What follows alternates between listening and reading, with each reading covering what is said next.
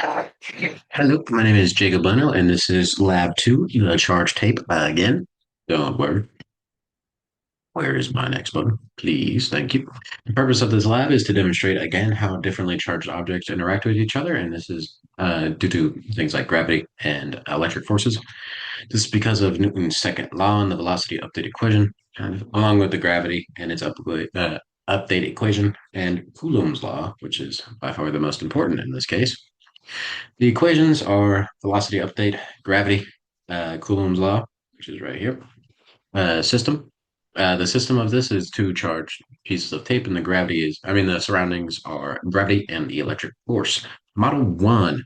Model 1 shows the interactions between two differently charged objects, and if there would be any charge distribution between the two objects, and gravity's role in this experiment.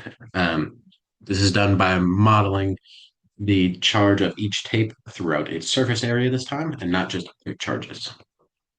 For code, we have right here the ending solution, which is this one charged piece of tape right here, along with another charged piece of tape of the same charge, which is why, my bad, the arrows are a little bit messed up. We have the electric force pushing the top piece of tape upwards, while this yellow arrow is the gravity of said floating piece of tape downwards, which should be the same magnitude and the same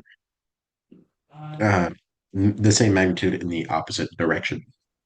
I don't know why it's modeled like this exactly, but this is done through the skeletal code, of course, with the gravity constants right here, the mass, the charge, all the way through, and each of the arrows. Back to the slides.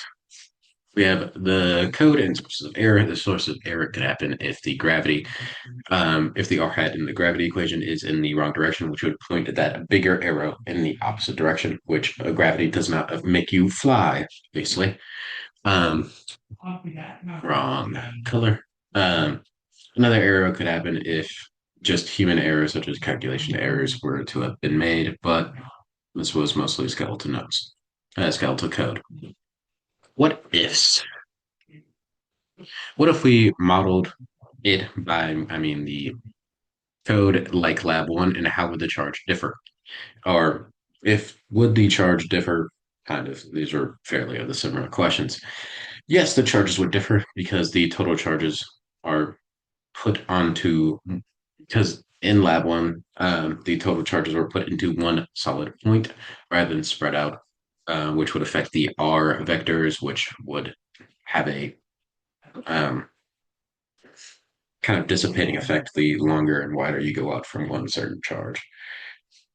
I'm feeling a little sickly today. Did the charges differ between Lab 1 and Lab 2?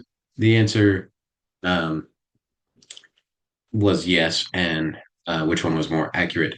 The more accurate one was the second one because, again, just how in real life things were measured out in a surface area rather than just a singular point charge. So was this second lab and how it was measured in subsequent uh, point charges along a surface area, um, as it was said right here. Uh, Thank you so much. That was my Lab 2. Hope you have a nice day.